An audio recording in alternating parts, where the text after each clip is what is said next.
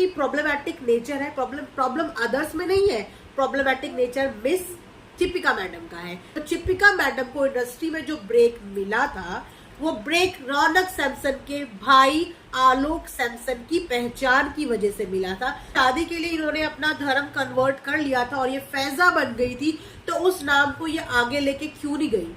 Hello friends, welcome back to my channel Earth Mom Dehradun. Welcome करती हूँ आपका another video में। सो आप सबको सावन के एक और सोमवार की बहुत बहुत शुभकामनाएं। सो चलिए इसी के साथ आज का रिएक्शन वीडियो स्टार्ट करते हैं। तो क्योंकि जब से फलकनाज बीबी के हाउस से बाहर आई है और उन्होंने चिपिका मैडम के बारे में काफी सारे इंटरव्यूज में चीजें बताई हैं, उसके बाद से चिपिका मैडम फिर से थोड़ा ट्रेंडिंग में आ गई है और लोग इनके बारे में बहुत बातें कर रहे हैं। खासकर इनके रिलेशनशिप को लेके लोग काफी ज्यादा बात कर रहे हैं, क्योंकि मानो या ना मानो इनके रिलेशनशिप प्रॉब्लमेटिक तो है। आप चाहे कोई भी रिलेशनशिप उठा के देख लो, चाहे वो आप इनके एक्स हस्बैंड से शुरू करके आप इनके फादर और मदर तक के ले आओ। हम बात करते हैं इनकी सबसे फर्स्ट रिलेशनशिप में, जहां से प्रॉब्लम इनकी लाइफ में शुरू हो गई थी, यानी कि प्रॉब्लम इनकी लाइफ में शुरू हो गई थी इनकी खुद की वजह से। तो चिपिका मैडम के एक्स हस्बैंड रौनक सैमसन, जो कि क्रिश्चियन कम्युनिटी से बिलोंग करते हैं, जी हाँ, इसीलिए आपने कई बार नेहा को ये बोलते हुए सुना होगा अमर अकबर एंड एंथनी। वो इसीलिए ये बात बोलती है क्योंकि दीपिका हिंदू है, फर्स्ट शादी क्रिश्चियन में हुई, उसके बाद सेकंड मैरिज जो है मुस्लिम कम्युनिटी में कर दी, इसीलिए इनको अमर अकबर और एंथनी के नाम से भी बुलाया और जाना जाता है। तो चिपिका मैडम ने अपने एक्स हस्बैंड पे ये एलिगेशंस लगाए थे कि वो इनको रोक टोक करते थे, इनको इनकी पसंद के कपड़े नहीं पहनने देते थे। लेकिन जहां से हम देख रहे हैं क्रिश्चियन कम्युनिटी काफी one of the modern community में से एक मानी जाती है, और अगर कपड़ों को लेके इतना ही ज्यादा कंसर्न इनको था, इतना ही ज्यादा प्रॉब्लम इनको था, तो वो कपड़े तो ये अभी भी नहीं पहनती है। तो अपने हस्बैंड के साथ इन्हें एडजस्ट करने में कहाँ पे क्या दिक्कत हो रही थी, ये एक इनका पॉइंट ऑफ व्यू था। क्योंकि रौनक सैमसन ने कभी भी कैमरे में आके अपना पॉइंट ऑफ व्यू नहीं दिया। जहां पे चिपिका मैडम चाहे बीबी हाउस में हो, वहां पे रौनक के बारे में बिचिंग करती हुई नजर आई है, रौनक को नेगेटिव पोर्ट्रे इन्होंने किया। उसके अलावा नजबलिया के सेट में भी इन्होंने रौनक को नेगेटिव पोर्ट्रे किया था। अक्सर जब भी इन्हें मौका मिलता है ये उनको नेगेटिव पोर्ट्रे करती है, क्योंकि रौनक सैमसन ने कभी भी कैमरे के आगे आके चिपिका मैडम के बारे में कुछ नहीं बोला। तो वन साइडेड स्टोरी पे हम लोग तो बिल्कुल बिलीव नहीं करेंगे। चिपिका मैडम की ये आदत है कि वो अपने रिश्तों का बहुत अच्छे से यूज करती है। रिश्ते नहीं बोलेंगे, वो लोगों के साथ रिश्ता ही उन्हें यूज करने के लिए बनाती है, और जैसे ही उनका रिश्ता उनसे खत्म होता है वो उनको यूज करके थ्रो कर देती है। इसके बहुत सारे एग्जाम्पल्स हैं। एग्जाम्पल्स आप रौनक सैमसन से ही ले लीजिए। अब आप बोलेंगे कि रौनक सैमसन को चिपिका मैडम ने किस तरीके से यूज किया, तो मैं आपको बताती हूँ। रौनक सैमसन की चिपिका मैडम की जो मुलाकात थी वो जेट एयरवेज में हुई थी। रौनक सैमसन वहां पे पायलट थे और चिपिका मैडम वहां पे क्रू थी। उसके बाद इन लोगों की रिलेशनशिप स्टार्ट हुई, रिलेशनशिप शादी में कन्वर्ट हो गई। शादी के बाद चिपिका मैडम ने 2 साल का मेडिकल ब्रेक लिया था, जी हाँ, और ये मेडिकल ब्रेक बहुत से लोगों ने, बहुत से सोर्सेज ने इस चीज को कंफर्म किया है। जो 2 साल का मेडिकल ब्रेक चिपिका मैम ने लिया था वो इनका मैटरनिटी ब्रेक था, जिसके बारे में चिपिका मैडम ने आज तक कभी भी बात नहीं की है। इनफैक्ट जब इतने सारे क्वेश्चंस उनके एक्स हस्बैंड से उनकी बेटी को लेके किए जाते हैं, चिपिका मैडम ने इसको अपोज भी नहीं किया है और इसको एक्सेप्ट भी नहीं किया है। जबकि वो इतनी बार लड़ती हुई, लोगों के कमेंट्स के रिप्लाई करती हुई नजर आती है, लेकिन इस चीज को लेकर चिपिका मैडम ने आज तक कभी मना भी नहीं किया और कभी हाँ भी नहीं किया। तो कहीं ना कहीं सिचुएशन डाइसी तो है। उसके बाद चिपिका मैडम को जब अपना करियर टीवी इंडस्ट्री में शुरू करना था, अब चिपिका मैडम की तो कोई सोर्स थी नहीं, और ना ही चिपिका मैडम कोई एक्स्ट्रा ऑर्डिनरी कुछ ऐसा इफेक्ट था उनके अंदर कि उनको कोई भी उठा के ले लेता। तो आलोक सैमसन की पहचान की वजह से इनको ब्रेक मिला, और उस ब्रेक का इन्होंने ऐसा फायदा उठाया कि इनका जो अफेयर था वो जनाब के साथ शुरू हो गया।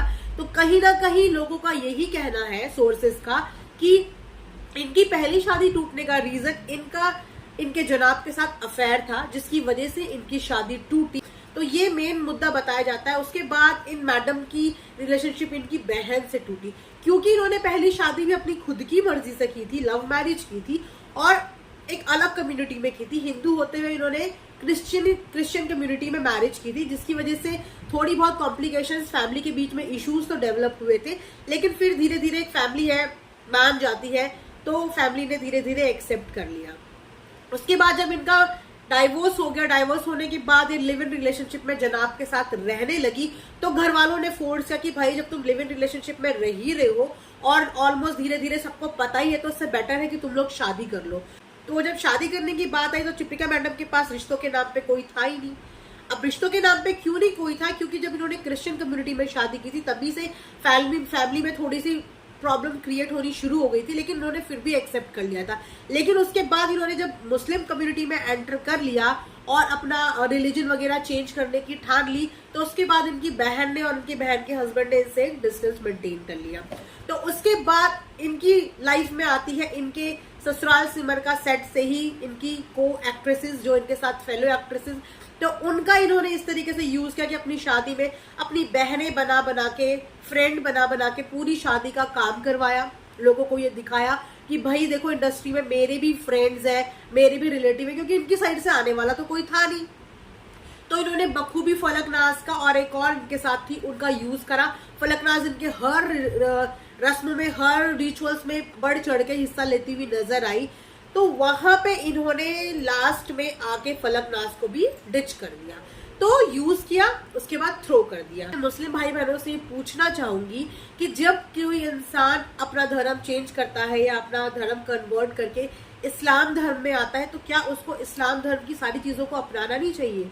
तो आप मुझे ये बता दो कि चिपिका मैडम आपकी इस्लाम धर्म की कौन सी चीजों को बखूबी निभाती हुई नजर आई? यहाँ तक कि उन्होंने फायजा नाम सिर्फ नाम के लिए लिया, एक नोट करवाने के लिए, उसके बाद उस नाम का जिक्र तक नहीं हुआ।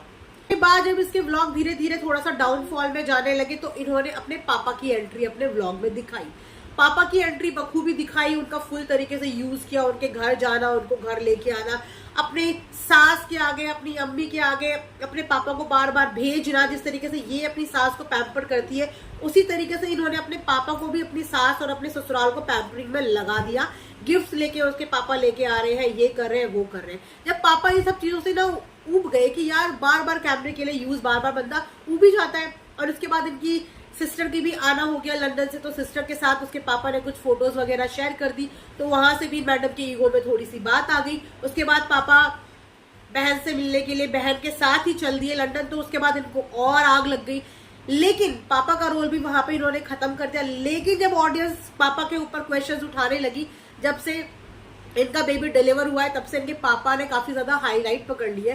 पापा को लेके बहुत सारी ऑडियंस बार बार क्वेश्चन कर रही है कि पापा कहाँ है, क्योंकि कहीं ना कहीं ऑडियंस को भी इनका यूज एंड थ्रो का नेचर पता है। तो जब पापा के लिए बहुत सारे क्वेश्चंस उठने लगे तो इन्होंने इस बीच में कोई जवाब नहीं दिया। लेकिन कल के व्लॉग में इन्होंने थोड़ा सा जिक्र किया कि पापा भी बोल रहे थे कि हाँ ये शुएब पे है, तो जस्ट टू शो ऑडियंस की नहीं पापा से मेरी बातचीत होती है। लेकिन जहां तक मुझे लगता है कि फादर से इनकी बातचीत बिल्कुल बंद है। उसके बाद अब नेक्स्ट नंबर इनकी अम्मी का है। ये मैं मतलब 50-50 श्योर हूं, लेकिन मुझे ऐसा लगता है कि अब नेक्स्ट नंबर इनकी मम्मी का है, और इनकी मम्मी बहुत जल्दी मुंबई से रवाना होती हुई नजर आएंगी, क्योंकि इनकी मम्मी और इनके बीच में ना वो कनेक्शन दिख नहीं पा रहा है। इनके बीच में कनेक्शन दिखता है सिर्फ कैमरे में, और इनकी मम्मी थोड़ी सी सिंपल लेडी है, इतनी ज्यादा कैमरा फेस वो नहीं करती है, तो थोड़ा सा इन लोगों के ड्रामे से ना वो भी पक चुकी है। तो इसीलिए बहुत जल्दी वो टाइम है कि इसकी मम्मी भी यहाँ से वापस पुणे जाने वाली है। देख लेना आने वाले टाइम पे, ये मेरा प्रेडिक्शन है। अब ये प्रेडिक्शन कहाँ तक सही जाती है, कहाँ तक गलत जाती है, ये आने वाले व्लॉग में पता चल जाएगा। क्योंकि मैडम की दुनिया में मैडम के जनाब से बढ़कर और कोई नहीं है। उन जनाब के लिए इन्होंने दीन दुनिया को सबको छोड़ चुका है। तो जाहिर सी बात है ना, जब जनाब और इनके बीच में कोई भी आने की कोशिश करता है तो ये उनका पहले इस्तेमाल करती है, इस्तेमाल करके उनको फेंक देती है। तो ये थी चिपिका मैडम के लिए थोड़ी सी नॉलेज आप लोगों के लिए। आई होप कि आप लोगों को समझ आई होगी, और बाकी वापस से उनके अंधभक्त आ जाएंगे कमेंट करने के लिए।